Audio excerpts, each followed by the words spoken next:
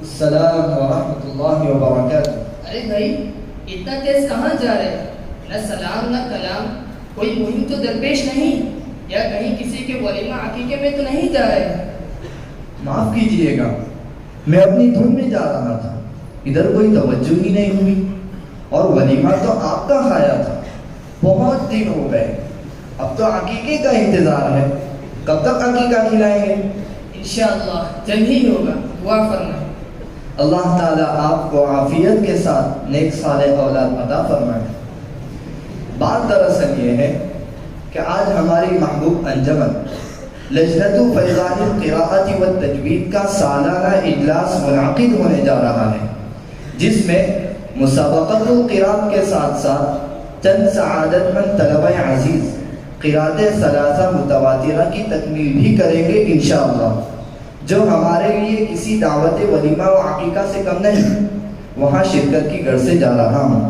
مجھے بھی تو اطلاع ملی ہے، میں بھی اسی اجلاس میں شرکت کے لیے جا رہا ہوں۔ ماشاءاللہ، الحمدللہ، چلو تو ساتھ چلتے ہیں۔ جب تجوید و قراءت کے سلسلے میں جا رہے ہیں تو ایک مسئلہ جو مجھے درپیش ہے عرض کر دوں، اگر جواب مرحمت ہو تو زہر قسمت، راستہ بھی کٹ جائے گا اور آپ کی حفاظت علمیہ سے استفادہ بھی کروں گا۔ وہ یہ ہے کہ آج کل ارباب تجوید و قراءت کے درمیان یہ مسئلہ زیر بحث ہے کہ روایت حفظ پڑھتے ہوئے سورہ مرسلات کے کلمہ الم نخلقکم میں ادغام تام پڑھیں گے یا ناقص یا دونوں؟ جواب سے قبل بطور تمہید ایک دو باتیں ذہن میں رکھنا ضروری ہے۔ اولاً یہ کہ فی زمانہ دنیا بھر میں پڑھی پڑھائی جانے والی قراءت مشہورہ متواترہ کے دو طریقے ہیں، جیسا کہ ارباب فن پر مخفی نہیں ہے۔ اول طریقے شاطبی، دوم طریقے جزری۔ چنانچہ عامتاً قراءت سبع کا مدار علامہ شاطبی رحمۃ اللہ علیہ کے بیان پر ہے کہ علامہ شاطبی رحمۃ اللہ علیہ نے ائمہ سبع کی 7 قراءتوں کو علامہ دانی کی التیسیر سے لے کر اپنے قصیدہ شاطبیہ میں جیسا نظم فرمایا ہے اس کے مطابق 7 قراءتوں کے پڑھنے کو طریقے شاطبی کہا جاتا ہے۔ دوم طریقے جزری، یعنی علامہ جزری رحمۃ اللہ علیہ نے مذکور ائمہ سبع کے ساتھ ساتھ مزید 3 ائمہ یوں ائمہ عشرہ کی 10 قراءتوں کو اپنے قصیدہ طیبہ میں مختصر اور النشر میں بالتفصیل جیسا بیان فرمایا ہے اس کے مطابق پڑھنا۔ چنانچہ علامہ ابن الجزری رحمۃ اللہ علیہ نے ان 10 قراءتوں کو اولا ان میں قراءت کی 63 امہات الکتب سے اپنی کتاب النشر میں بیان فرمایا ہے، جن میں 57 کتابیں مآخذ کی حیثیت رکھتی ہیں، جبکہ 6 شروح شاطبیہ ہیں۔ اس طرح کل عدد 63 ہوا۔ ہاں، پھر کسی بھی وجہ قراءت کی تحقیق کے لیے ان میں کی 37 کتابوں کو بنیاد قرار دیا ہے۔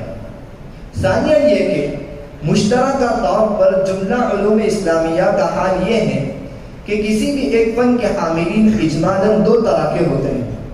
چنانچہ حاملین کا ایک طبقہ تو وہ ہوتا ہے جو کسی ایک فن کو اپناتا ہے اور اس فن کے متعلقات سے واقفیت کو اپنی مسئولیت قرار دیتا ہے، جبکہ اس فن کا ایک طبقہ وہ مختصر ہی صحیح مگر وہ ہوتا ہے جو جملہ متعلقات سے واقفیت کے علاوہ اس کی تمام تر باریکیوں، نزاکتوں کی معرفت اور فن میں ان کی رعایت کو لازمی قرار دیتا ہے۔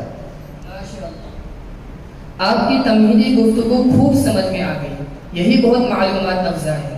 خیر، یہ تو آپ کی محبت کی بات ہے، ذرہ نوازی کے بدلے شکریہ۔ تو اب اصل مسئلہ سنیے۔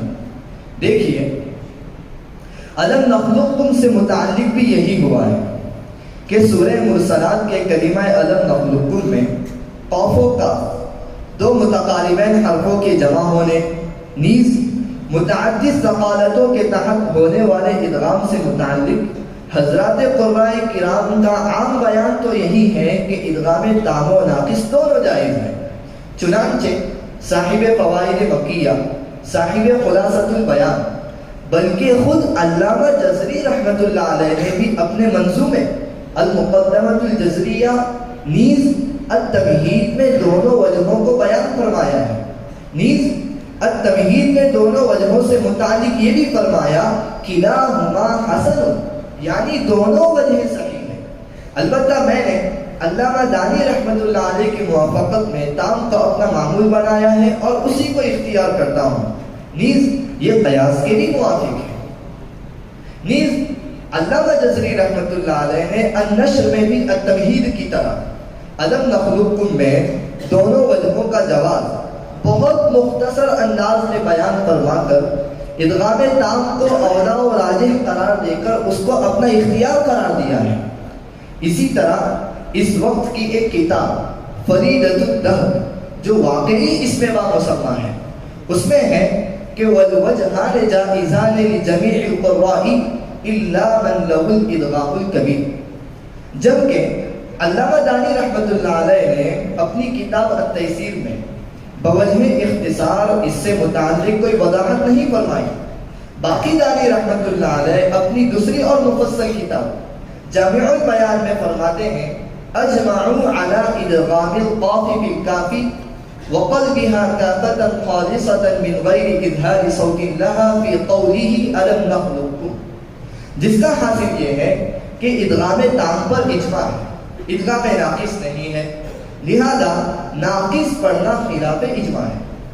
غرض یہ کہ علامہ جزری رحمۃ اللہ علیہ کے اس مختصر بیان نیز مقدمہ اور تمہید میں دونوں وجوہ بیان فرمانے کی وجہ سے تو ظاہر ہے کہ ہر امام کے لیے دونوں وجوہ کا پڑھنا صحیح ہے، اور ارباب فن سے ایک جماعت کی رائے بھی یہی ہے، جبکہ دوسری جماعت کا نظریہ یہ ہے کہ روایت حفص کو خواہ طریقے شاطبی سے پڑھ رہے ہو یا طریقے جزری سے صرف ادغام تام پڑھنا ہوگا، ناقص صحیح نہیں ہے۔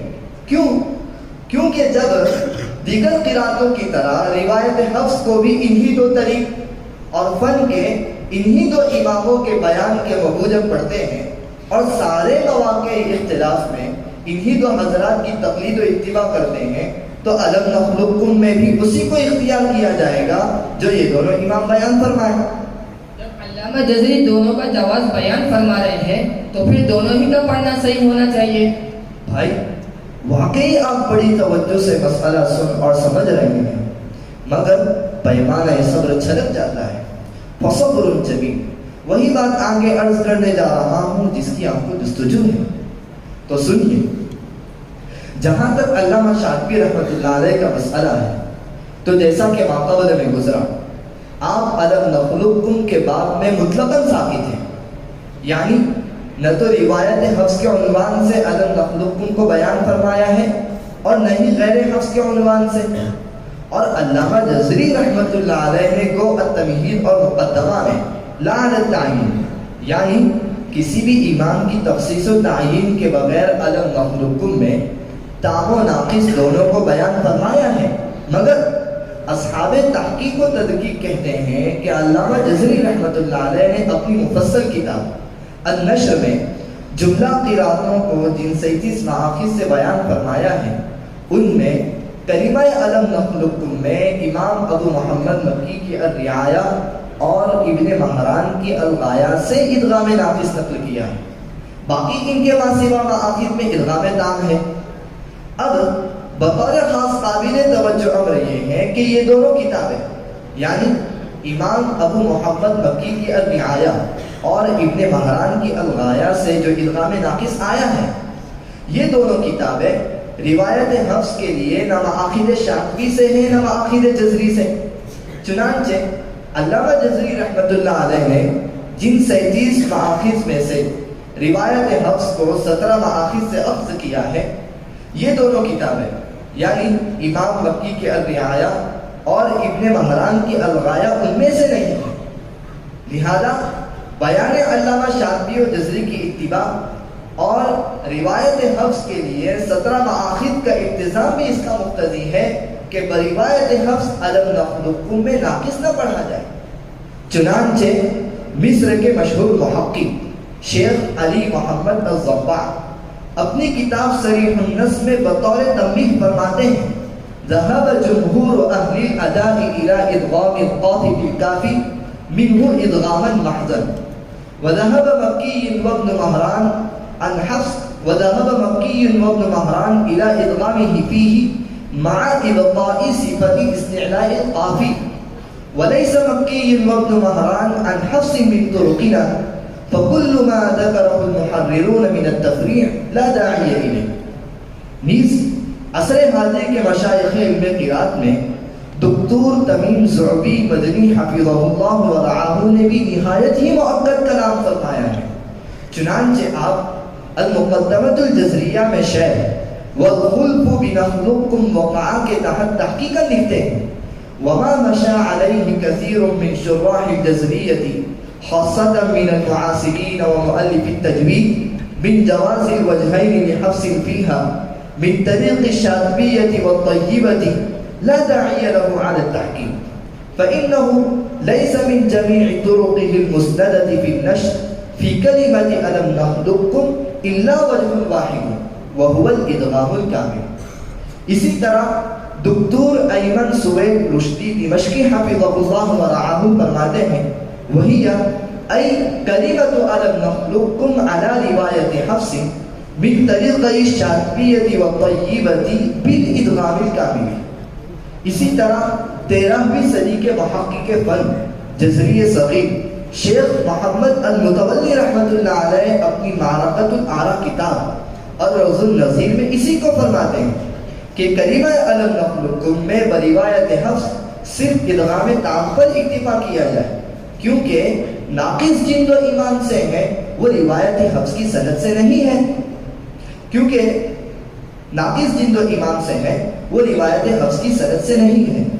الحمدللہ آپ کی اس پرمغز گفتگو سے کافی حد تک اطمینان ہوا اور معلومات میں کافی اضافہ ہوا.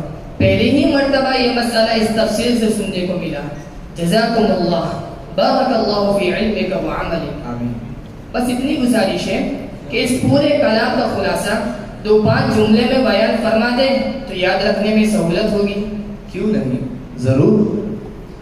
تو اس کا خلاصہ یہ ہے کہ علامہ جزری رحمۃ اللہ علیہ نے جن 37 مآخذ سے 10 قراتوں کو بالتحقیق بیان فرمایا ہے ان میں سے روایت قولون کو 27، روایت شعبہ کو 25، روایت خلف کو 24، جبکہ روایت حفص کو 37 میں سے 17 مآخذ سے بیان کیا ہے. یعنی روایت حفص کے جملہ اختلاف کو انہی 17 مآخذ سے روایتاً و سنداً بیان کیا ہے. اب ان 17 کتابوں میں ألم نخلقكم کا ادغام تام ہی بیان ہوا ہے، ناقص نہیں. یوں سنداً و روایتاً بروایت حفص تام ہی ہے، ناقص نہیں. اور جن دو کتابوں یعنی الرعایا للمکی اور الغایا لابن مہران سے ناقص بیان کیا ہے، یہ دونوں من حیث الروایا امام حفص کے مآخذ سے نہیں ہے. لہذا کو ادغام ناقص مذکور و ثابت ہے، مگر جس سند سے روایت حفص پڑھائی جا رہی ہے اس سے نہیں ہے. لہذا من حیث التلاوہ یعنی بلا استناد کے اگر بروایت حفص ناقص پڑھتے ہیں تو یہ صحیح ہے،